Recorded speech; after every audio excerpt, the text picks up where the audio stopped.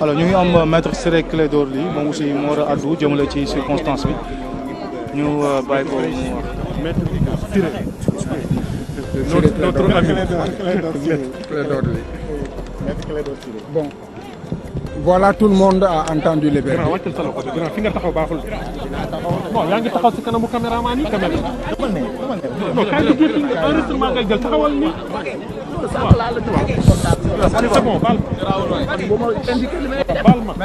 S'il vous plaît, s'il vous plaît, s'il vous plaît. Bon, s'il vous plaît là. Bon, je peux commencer? Oui, allez. Voilà, vous avez tous suivi le verdict. Et je crois que cela fait sourire. Il est clair que le complot d'État dont nous parlions depuis le début était avéré. Et la décision rendue aussi reste toujours dans ce complot d'État. Tout un pays a été pris en otage pendant au moins 2 ans. Il y a plus de 2 ans. Il y a eu des morts, 24 morts, dit-on. Sans compter qu'il peut y avoir des morts qui ne soient pas encore listés. Et des centaines de blessés. Les libertés publiques confisquées. La liberté d'opinion confisquée. Et des mesures de banditisme érigées en règle de droit avec des enlèvements, des séquestrations. Aujourd'hui, ce complot a été éventré simplement parce que la commande qui était faite par l'État du Sénégal au juge n'a pu être livrée. Parce que la marchandise était pourrie. Le viol, la corruption, déjà l'opinion publique avait son opinion là-dessus.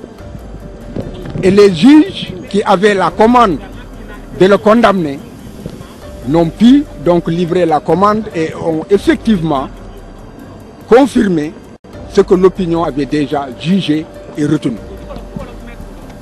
Cependant, il y a une substitution de la commande avec une marchandise tout aussi pourrie.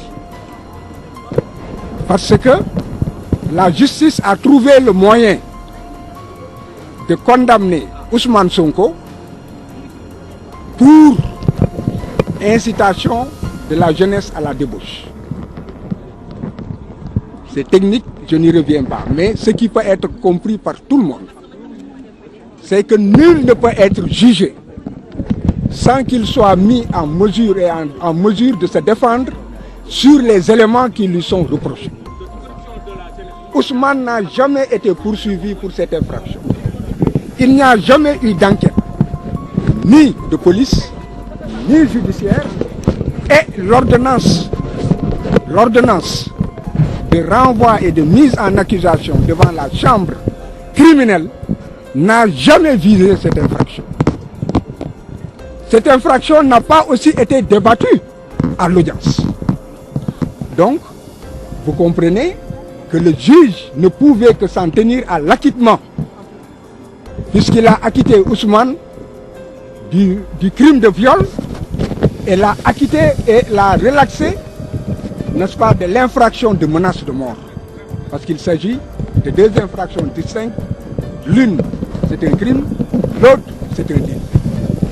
Il l'a relâché pour tout cela. Mais il fallait que la commande politique, qui est précise et qui, en fait, était de faire en sorte qu'une décision soit rendue pour qu'il soit inéligible, que les juges y parviennent. Voilà pourquoi une commande aussi pourrie que la première a été aujourd'hui déballée, n'est-ce pas, devant l'opinion publique avec une condamnation, n'est-ce pas, pour une infraction pour laquelle il n'était pas poursuivi. Maintenant, ce qu'il faut retenir, c'est qu'il faut que l'on arrête de s'amuser avec tout un peuple. La justice, ce n'est pas un jeu. Et tout le monde a pu voir que la gamine Adji Sarr, qui a été utilisée, qui a été actrice et a joué son théâtre jusqu'au bout, s'est fondue en larmes. Parce qu'elle s'est rendu compte à la dernière heure qu'elle a été utilisée et qu'il y a eu beaucoup de morts et beaucoup de mal causé, comment dirais-je, au peuple sénégalais. Peut-être que si on lui laisse la vie, si les commanditaires lui laissent la vie, elle prendra ses responsabilités pour demander pardon au peuple sénégalais et leur expliquer ce qu'elle a déjà commencé, ce qu'elle avait déjà commencé à faire et qui a été versé au débat, à savoir que tout cela ne relève que d'un complot d'État. Donc, voilà. Vous craignez pour sa vie alors?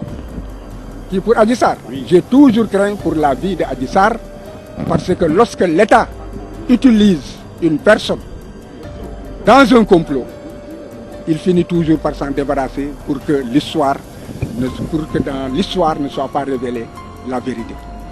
Je vous remercie. Avez-vous déposé une plainte contre Adji Sarr? Oui, Wolof, allez-y. Allez-y. Wolof, waaw. Ah, Wolof. Waaw. Adja, bismillah.